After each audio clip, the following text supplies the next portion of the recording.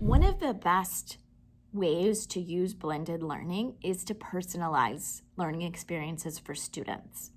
So I have a few tools that I really love to use when I'm personalizing. One is YouTube.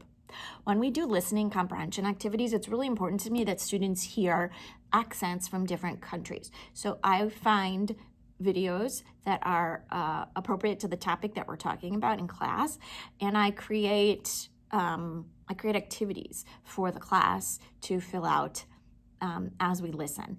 And in the past, I used to just play the recording twice for the entire class and they would write their answers on paper. But now I provide the links to the students in a Google form. So like I embed the video in the Google form and let them listen for homework. This way they can listen as many times as they want to. And so really speedy student can listen once and get all the answers, and a student who struggles more can listen 4 or 5 times and not be embarrassed. And for me, it doesn't bother me because they're getting more and more repetition every time they listen. So I don't care if they listen once or they listen 5 times. It's whatever they personally need to do to hear and understand the material. So that's how we incorporate listening activities through class. Another tool I really like is called newsela.com.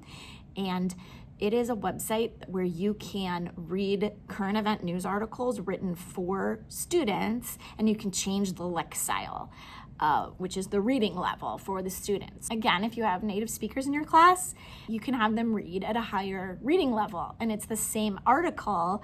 It's just more challenging vocabulary and more challenging grammar structure. So everyone's receiving the same information, and so we can talk about it as a whole class, but they're receiving it at the level that's appropriate for them, which is excellent. And then a third tool that I think is really great is Duolingo podcasts.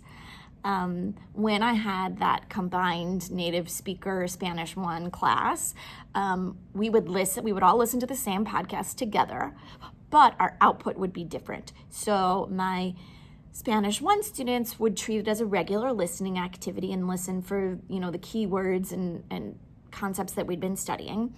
And my native speakers were listening to the elements of storytelling because they had just written a narrative and they really needed to revise. So I had them listen and write down, like, what does the storyteller do here to grab your attention? And what kind of transition words do they use? And so they would jot those down. So again, we were all listening to the same content, but our use of it was different.